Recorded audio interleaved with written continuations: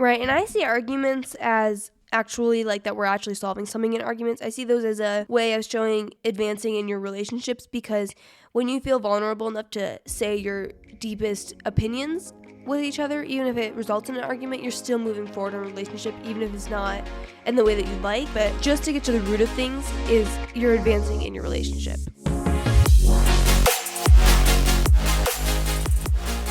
Hello everyone, we are Greg and Jacquie Francis, and welcome to High Performance Parenting, where our passionate goal is to encourage you to raise champion children in a crazy world. Every week we will bring you multiple episodes from our extensive experience of raising our six happy, healthy, successful, godly kids who are confidently equipped to win big in life. We deeply believe that any parent who is provided with the right knowledge and continual support can raise amazing kids. And when they do, all of our futures get better. If raising up future generations of absolute champions matters to you as much as it does to us, here's how you can contribute. Like and share this podcast with everyone you know. And together, let's embrace this journey of raising champion kids in a crazy world.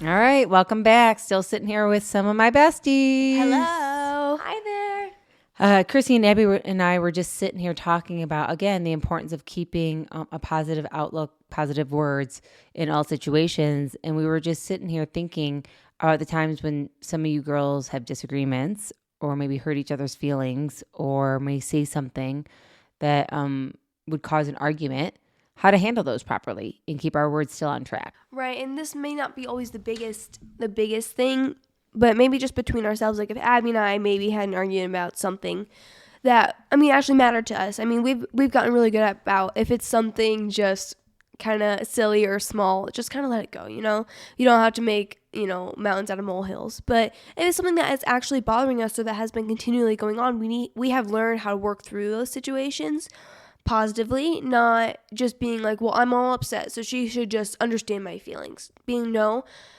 I should try to understand her feelings, and vice versa though, and not just be the one who's always expecting them to do something above and beyond for you, but also doing it for them.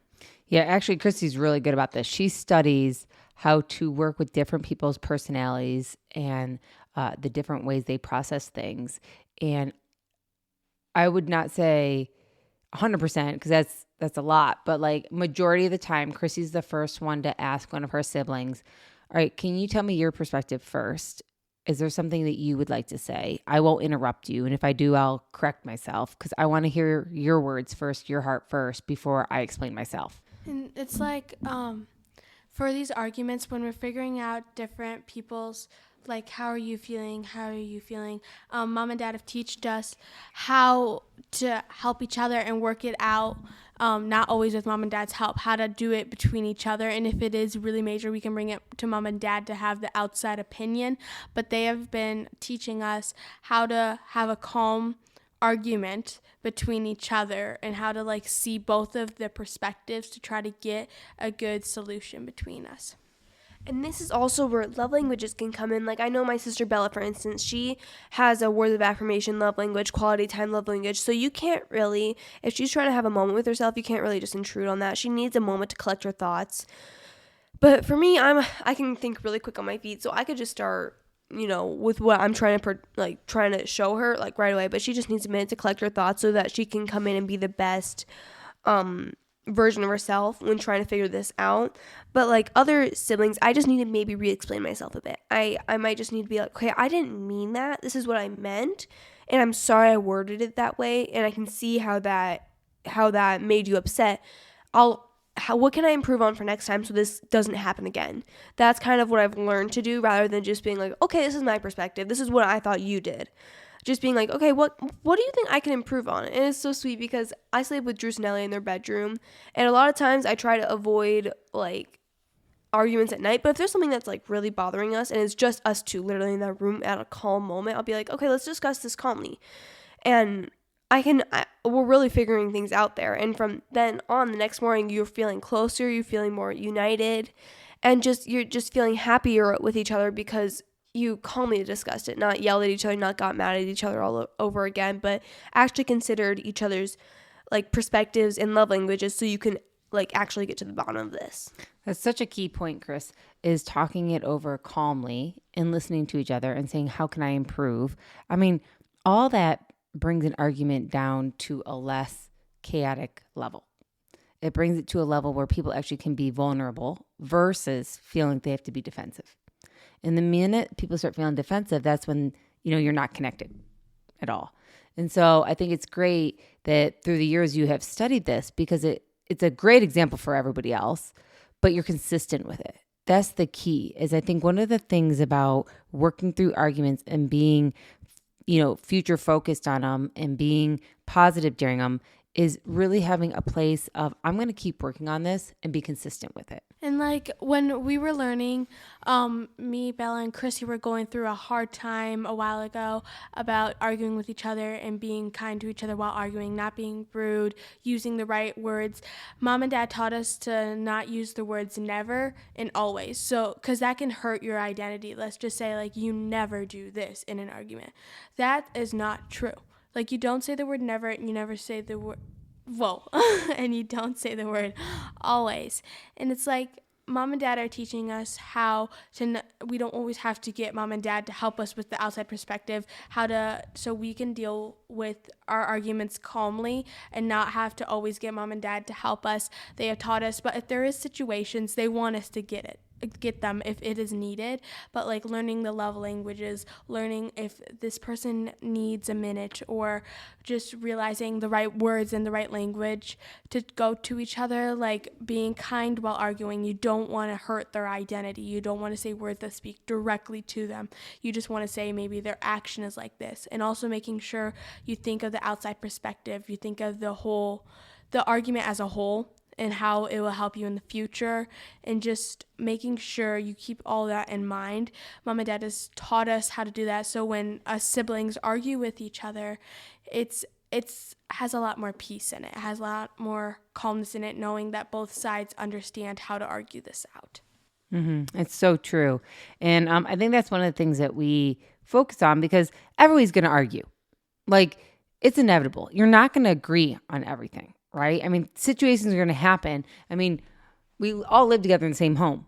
Like, we see each other all the time. Like, things are going to make us upset. And sometimes those different situations can make us feel like we're allowed to just say or do what we want just because we're going through something. But we're not allowed to do that. There has to be an opportunity for everybody to work on themselves enough so that they actually can calmly discuss what's going on and not go off on a tangent that is in a negative mode or just throwing things around that aren't truthful.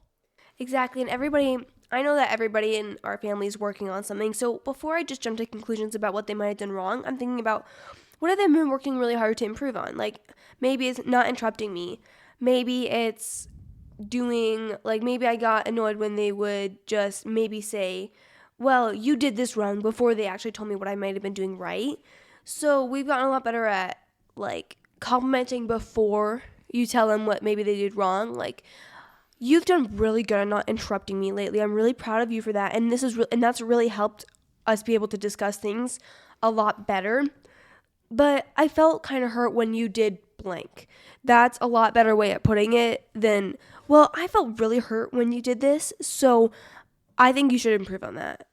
And see, that just creates another argument that we don't need to go into. So we have really learned to minimize the deep conversations we've needed to go into with still being able to understand each other, because we learned that certain phrases take off people's and we need to avoid that. And you don't need to always speak your mind. You just got to say in a way for them to understand where maybe you're coming from. And also, one thing that our mom and dad taught us is sometimes you might need a minute to just separate from each other to collect your thoughts. Like when for Bella's personality, she likes to have just a minute to think about what's going on. And same with me. Sometimes I don't even realize it. I'm like, let's just get this over with. I just want to be friends. Let's just be done with the argument. But sometimes we just, like, me and Bella had an argument a little while ago, and it was over tennis because we were playing a lot together and things were not working out how we wanted to. So we were already upset with that we lost a couple of games, and we were upset that we weren't working together. We were upset with the score, and we just wanted a good placing for our districts because it was the day of districts. And so we had to separate from each other a couple times. We tried to come together, but then it kind of come in an argument, so we'd separate from each other. And then eventually, once we fully calmed down, we were able to work through the argument and just figure out an actual good solution, because we'd come up with solutions when we were upset in between the matches, and then it feel like it turned out worse than what we were trying to figure out. So once we just calmed down, had a minute just to rethink about what we had said to each other and what we were doing to each other and how we were hurting each other's feelings, we could come together and come with a solution. And the next thing that our mom and dad have taught us is try not to have arguments at night, because you're tired, you're mentally exhausted, you're just ready for a break. And sometimes you can lash out in ways that you would not have done if you would have been more awake. So that's another thing that we really had to learn, because when a little while ago when we were in Wisconsin, me, Bella, and Chrissy all shared the same room, and we would have arguments at night, and it would get really, really intense, and like all of us would just go to bed feeling angry and upset with each other. There'd be some tears because we're just all so tired that we couldn't fully think straight to have this argument, because we just wanted to be friends while going to the night, because it's not a good way to end the night is by having an argument, because now you're in a negative attitude because you haven't even solved the argument. Yes. Such a good lesson. Not that Dad and I are very good at it, because we tend to argue at night too. But Mom, we don't mind. We can stay up later that way. Yes, the kids love it when Greg and I get in an argument at night, because they feel like they don't want to interrupt us and ask if it's bedtime or if it's prayer time. So they just assume that means they have an extra hour to do whatever they want. I'd prefer if it wasn't an argument, if it was just kindly talking things over. Yes. You know how Dad and I, we are so quiet with our voices that we like to just quietly talk things over. Yeah. But the thing is, Mom, that even if we've tried to go to bed before, but then Hunter doesn't want to go to bed in her room, which is your room, by herself. So we try to have her with us, but then she doesn't even fall asleep. So it's just better to stay awake. Yeah, it's one of those interesting things. It's so funny because we all know, right? It's the end of the night, and that's when things really come out, right? Like when we're the tiredest, or when we are just overwhelmed, or when we just need some space by ourselves, or when we just need to relax. Like that's when things will start coming out, and we really don't even want to discuss them then. We should have discussed them earlier in the day when we were more alert and could really process things. And I just tell you that it's like, I don't know how many times we've made the mistake of it, and we'll probably do more of it in the future. But in the end, one of the things that we teach all of our kids is that we're going to work it out. Like no matter what, we're going to work it out. So, whether they're arguing, they're going to work it out. Like we're going to work it out. We're not just going to pretend like it didn't happen. We're not just going to hold on to a grudge or bitterness or anger or hurt. We're going to discuss it, and we're going to heal from it so that we can continue to stay together closely for the rest of the time here. And same thing for Greg and I. When we get in arguments, I remember when the kids would be like, "Oh, we heard you and Dad argue." Oh, I know. And they'd be like, "Is everything okay?" And I'm like, "It will always be okay. Dad and I just got in an argument. Like, just like you get upset with each other, we get upset with each other. And we're going to argue. We're going to have a lot to say. And it's going to be okay." Right. And I see arguments as actually that we're actually solving something in arguments. I see those as a way of showing and advancing in your relationships, because when you feel vulnerable enough to say your deepest opinions with each other, even if it results in an argument, you're still moving forward in a relationship, even if it's not in the way that you'd like. Maybe it's easier to discuss it calmly, but just to get to the root of things is you're advancing in your relationship. And when you have arguments together, arguments that don't work out is because they didn't find a solution to it. When you have an argument, you should be solution minded, where you should we're going to always figure this out. That's our philosophy here in our family. That's how God wanted us to be, always sticking together, always figuring things out, doing life together. So we're going to go off of those standards. We always want to stay together. So even if we have arguments, we're always staying together. We're never separating from each other. And that's the thing that we know, we're gonna find a solution here. People who have arguments and it just doesn't work out and they're still mad at each other, it's because they didn't find a solution. And solutions are always what you both agree on. it's not always it's what is going on here. We got to figure out the root, and we got to work this out together. And even if it's like, you can't do half of one person's opinion always and half of another person's opinion, because then you both don't get what you want. Right. So I think in the end, looking at things from a positive perspective is realizing that even through an argument, even through a disagreement, even through disappointments, that there can be something good out of it. We can learn something from it. We can move forward, even if we had to deal with it during it. Hey everyone, thanks for listening and thanks for your love and support. We hope that today's episode added tremendous value to you and your family. It would mean so much to us if you would partner with us on our mission of helping parents around the globe raise champion children in this crazy world. To do so, simply take a moment to like and share this podcast with everyone in your network. See you next time.